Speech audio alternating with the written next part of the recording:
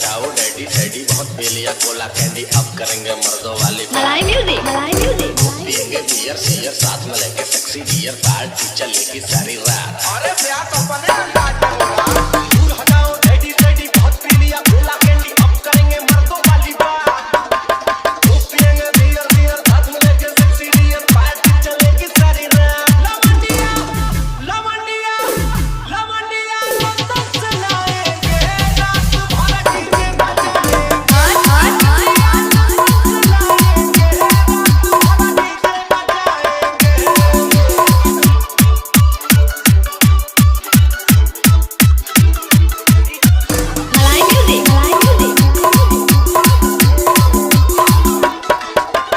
Jiregaon, Domanpur, Jiregaon, Domanpur, Jiregaon, Domanpur.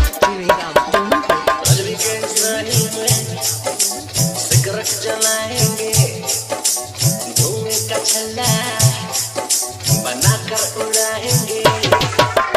आज weekend सारी में सिगरेट जलाएंगे, धुएं का छल्ला बनाकर उड़ाएंगे।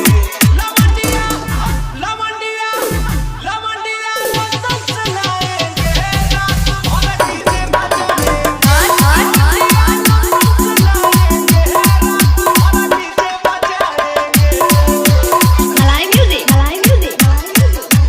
Jiregaon, Domanpur, Jiregaon, Domanpur, Jiregaon, Domanpur, Jiregaon, Domanpur.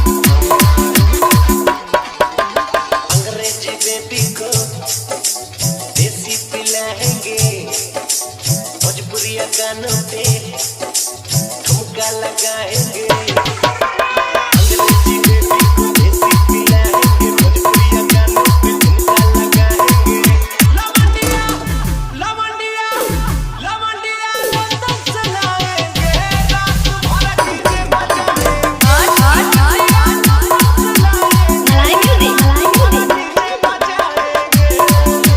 Jiregaon, Domanpur, Jiregaon, Domanpur, Jiregaon, Domanpur, Jiregaon, Domanpur, Jiregaon, Domanpur.